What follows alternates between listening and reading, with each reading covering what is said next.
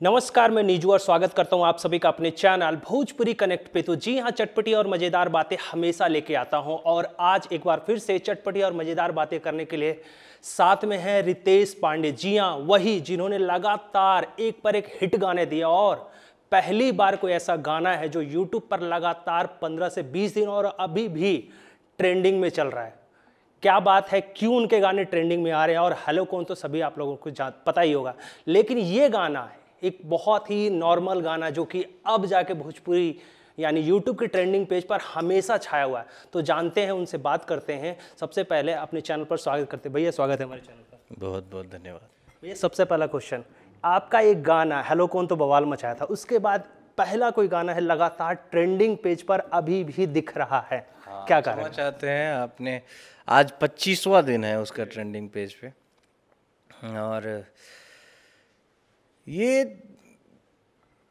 अब हमारी जो उत्तर प्रदेश और बिहार की जनता है ना, हमारे जिसको जनता जनार्दन भगवान का स्वरूप कहा जाता है, तो हमारे जो भगवान लोग हैं ना,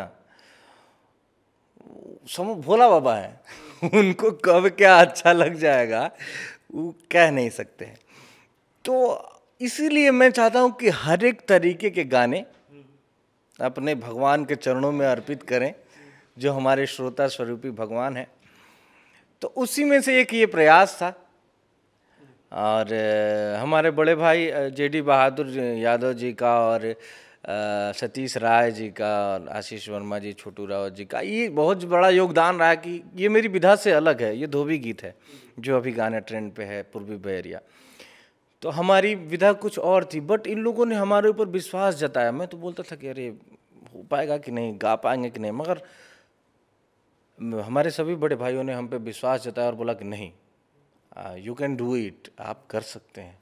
मैं बोला ठीक है, आप लोग को इतना विश्वास है तो करते हैं। और करते हैं। तो पब्लिक का पहला गाना जुताई नहीं दूंगी आया था ये लाइव में। दूसरा गाना आया झुलनिया वाला, उसको भी लोगों ने बहुत पसंद किया। तीसरा गाना आया मांगीला तो रोएलू। चौथा गाना है ये पूर्वी बहरिया। ये लगातार आज 25वां दिन है जिस दिन से रिलीज हुआ है, आज तक ये यूट्यूब के म्यूजिक सेक्शन में ट्रेंड कर रहा है।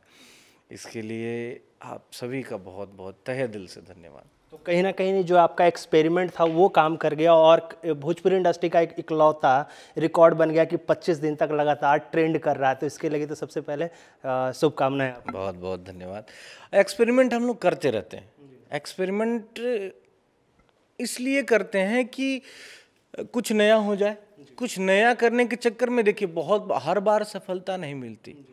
अगर कुछ नया करने के चक्कर में आप पड़ेंगे तो बहुत बार असफलताएं भी मिलती हैं। तो जिस हर्ष और उल्लास के साथ हम लोग सफलता को ग्रहण करते हैं, उसी गट्स के साथ असफलता को भी ग्रहण करने की क्षमता रखनी चाहिए, और वो हम लोग करते हैं। कहीं ना कहीं पहला जो हेलो कौन था वो तो बॉलीवुड में भी बचा, हर जगह बजा, और कहीं ना कहीं ये जो भोजपुरी में धोबी गीत की जो आपने ट्रेंडिंग में किया है, तो कहीं ना कहीं श्रेय तो आपको ही जाता है इस चीज़ का। नहीं नहीं, मैं इसका श्रेय बिल्कुल नहीं लेना चाहता हूँ। इससे पहले धोबी गीत में हमारे धोबी गीत बहुत पुरानी विधा है। हमारी भोजपुरी विधाओं का भंडार है। धोबी गीत, पूर्वी, छपरहिया, कजरी, मतलब बहुत सारी विधाएं हैं और बहुत बड़े बड़े गायक रहे हैं इसके। अभी तो पिछले तो नहीं जानते हैं, मगर हम जब से बड़े हुए तो दिनेश भैया का धोबी गीत हम सुनते हुए आए हैं। और भी बहुत सारे लोग, विजय लाल यादव जी, समर सिंह जी धोबी गीत गाते हैं, और बहुत सारे लोग धोबी गीत गाते हैं, और उन सबको श्रेय जाता है, सिर्फ हमें अकेले नहीं जाता।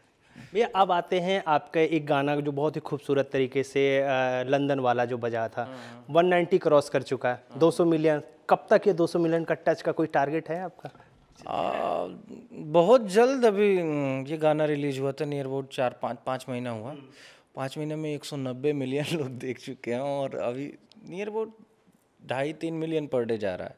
तो 3 से 4 दिन 5 दिन लगेंगे, 6 दिन इसको 200 मिलियन होने में। और 200 मिलियन कराने के लिए आप लोग की अग्रिम आप लोगों को मैं धन्यवाद देता हूं पहले से ही, क्योंकि आप लोग इतना ज़्यादा प्यार दुलार दे रहे हैं, तो हमें पता ही है कि बहुत जल्द इसका 200 मिलियन हो जाएगा। 200 मिलियन का पार्टी होने का ज़रूर पार्टी मिलेगा सबको।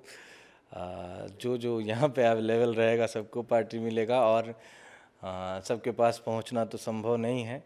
तो हम क्या, हमारी क्या औकात है कि अपने दर्शक रूपी भगवान को पार्टी दें। हमारी कोई ऐसी औकात नहीं है। हम उन्हीं लोगों के खर्चे पे तो हम पलते हैं, हमें पार्टी वो लोग देते हैं, हमें जिला रहे हैं वो लोग, उन्हीं के बदौलत मैं यहाँ बैठा कहीं हूँ। ना कहीं आपका जो सेलिब्रेशन होता है वो उनके लिए पार्टी होती है ना। आप जब केक काटते हैं, जब आपकी लाइफ स्टाइल की बातें होती है, जब आपका इंटरव्यू आता है तो लोग उसे टारगेट करते हैं कि लोग देखते हैं, तो आप केक काटेंगे तो वो उन्होंने केक खाया। हाँ, यही है। हम लोग बोलते हैं दो जिस्म एक जान, मगर हम लाख जिस्म एक जान है, करोड़ जिस्म एक जान है। हम सभी भारतवासी एक हैं, न कोई धर्म बीच में है, न कोई मजहब बीच में है, और हम नहीं चाहते हैं कि कोई धर्म और मजहब हम लोगों के बीच में आए। हम सब जैसे एक थे, एक हैं और एक रहेंगे। भैया अब आजकल ये मैं 20 दिन से देख रहा हूँ भोजपुरी इंडस्ट्री में अश्लीलता को लेकर काफ़ी ज़्यादा बवाल मच रहा है, और कुछ लोग जातिवादी को लेकर, कुछ लोग कह रहे हैं कि आप राजपूत को प्रमोट कर रहे हैं, कुछ लोग यादव जी को कुछ कह रहे हैं, कुछ लोग पांडे जी को कह रहे हैं। तो आप रितेश पांडे जी किस तरीके से इसको देखते हैं? क्या फैंस भी बंटवारा हो चुका है, एक फैंस उधर की तरफ है, एक फैंस उधर की तरफ है, कुछ फैंस इधर की तरफ है, तो ये क्या है? ये मैं बताता हूँ। बात यह है कि ये दौर है, और फैंस का बंटना अच्छी बात नहीं है। हमारे में मैंने नाम लिया बहुत सारे जो हमारे महान लोग जो भोजपुरी को आज इस स्तर तक लेके गए हैं, फैंस का कभी बंटवारा नहीं हुआ, और ये अच्छी बात नहीं है, होना भी नहीं चाहिए। बट ये दौर है, जैसे ऊंच खाल ऐसे डगर होला नु, ऐसे ही थोड़ा सा विपरीत परिस्थिति बा, लेकिन सकारात्मक सोची सबे, एक न एक दिन ही सही हुई, और बुराई ज़्यादा दिन तक ना रहे। अंत में जीत अच्छाई के होला और सच्चाई के होला। तो समय समय पे ऐसन होत रहल बा कि कभी कभी बुरा ताकत हावी हो जाला समाज पे, देश पे, लेकिन अंततः वो बुराई के अंत ही होला। तो बुराई ये देखी भेदभाव, जातिवाद, ये सब बुराई है कि ना, एक न एक दिन ये सब अंत हो। ये हम भगवान से प्रार्थना करतनी कि जल्द से जल्द अंत होके, और कुछ लोग खाली अपन स्वार्थ खातिर, कुछ पैसा कमाए खातिर भैया, आज उन लोग के पता बा कि कोनो पैसा कुछ हो छाती पर लाद के ना ले जिहन जा, लेकिन उहे पैसा कमाए खातिर झूठ कपट और अपना पैसा कमाए खातिर हमनी के बीच में लड़ा देवे लसन, अपना पैसा कमाए खातिर फैंस के बीच में लड़ा देवे लसन। उन्हीं के कुछ व्यूज होला, कुछ पैसा मिलेला, वो पैसा खातिर केहू के भावना से खेल जाएंगे। आज के डेट में ई होता कि चंद पैसा खातिर, चंद रुपया खातिर केहू के भावना से खेलल जा रहा बा। अपना पैसा कमाए के चक्कर में कोनो भाषा के मर्यादा के बारे में नहीं के सोचल जात, कुछो कह देवल जाता, कुछो गा देवल जाता। क्योंकि भैया भोजपुरी एक बहुत ही बड़ा भाषा है। अब तो 4 घंटे में 10 लाख, आपके गाने 10 लाख क्रॉस कर जाते हैं 5 घंटे 6 घंटे में, तो ऑडियंस बड़ा है। तो कहीं ना कहीं ये जो ऑडियंस बट रही है, तो कहीं ना कहीं भोजपुरी इंडस्ट्री को नुकसान की तरफ दिखता है। नुकसान है, सबको नुकसान है, सबको नुकसान। और सबसे ज़्यादा नुकसान जो हमारे आने वाली पीढ़ियाँ आएंगी वो आएंगे। सबसे ज़्यादा नुकसान हमारे आने वाले जो पीढ़ी, जो हमारे दर्शक देख रहे हैं, उनके बच्चों को है। अगर उनके बच्चे इस भोजपुरी इंडस्ट्री में अगर ऐसा ही रहा, तो अगर उनके बच्चे कोई कुछ करियर बनाना चाहें इस इंडस्ट्री में, तो जातीयता का शिकार हो जाएंगे। अरे हमारी भाषा भोजपुरी है ना, हमारा जात तो हिंदुस्तानी है ना, हम एक भारतीय हैं, इससे बड़ा कुछ नहीं है हमारे लिए, हम सभी एक भाई हैं। तो जो लोग आज ये कर रहे हैं, कभी ये सोचें कि उनके बच्चे, उनके भाई, उनके परिवार के लोग भी इसका शिकार हो सकते हैं। तो हम लोगों को शुरुआत करना ही पड़ेगा इसके विरुद्ध में। लोग अपने फायदे के लिए, अपने पर्सनल फायदे के लिए इसका उपयोग कर रहे हैं, जो ऐसा नहीं होना चाहिए, और इसका विरोध होना चाहिए। और व्यापक रूप से विरोध स्टार्ट हो गया है इसका। तो रवि किशन भैया ने भी अश्लीलता के ऊपर मुहिम छेड़ दिया, उन्होंने भी अपील किया यूपी सरकार से कि भाई इसके ऊपर एक कानून बनाया जाए। तो आप कहीं ना कहीं रवि किशन भैया के आप सपोर्ट में खड़े हैं? देखिए, जो भोजपुरी के सपोर्ट में है, मैं उसके सपोर्ट में हूँ, और हम ही सपोर्ट में क्या है, हमारे जब ये उत्तर प्रदेश और बिहार का बच्चा सपोर्ट में है जो भोजपुरी के सपोर्ट में रहेगा। और रवि किशन जी तो हमारे बड़े भाई हैं। हमारे सभी इंडस्ट्री में जितने भी अब तक सुपरस्टार आए हैं, सबका बहुत बड़ा योगदान रहा है हमारे भोजपुरी को आगे बढ़ाने में।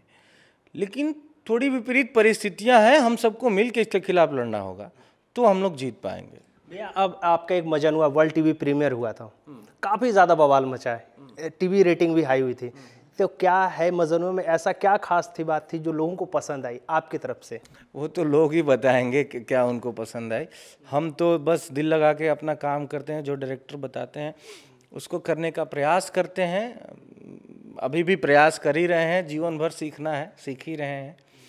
और हम दिन रात हम लोग मेहनत इसीलिए करते हैं कि जो जो लोग हैं, हमारे बड़े भाई लोग, हमारे दर्शक लोग, इनको पसंद आए। और अगर पसंद आता है आप लोग को तो बहुत अच्छा लगता है, मेहनत सार्थक हो जाता है। अपने फैंस से आप क्या कहना चाहेंगे, क्या मैसेज देना चाहेंगे? मैसेज, एगो और मैसेज महत्वपूर्ण देव कि ई कोरोना के बहुत बुरा स्थिति से हमने के गुजरता नहीं जा, हमनिए के ना पूरा विश्व गुजरता। तो एकरा से लड़े के एकमात्र उपाय बा वैक्सीनेशन। तो हम और वैक्सीनेशन करा लेल बनी, हमरा तनको बुखार उखार आइल ना, अब बुखार आई भी थोड़ा बहुत, तो तो एकर लक्षण है कि वो जाके काम करता देही में। तो वह सब आदमी वैक्सीनेशन, जे भी 18 साल से ऊपर के बाद सब कोई जाके वैक्सीनेशन कराई जा सबसे पहले, और ये कोरोना के ख़त्म करे में उनके भारत सरकार के मदद करी जाए। थैंक यू भैया। हर हर महादेव।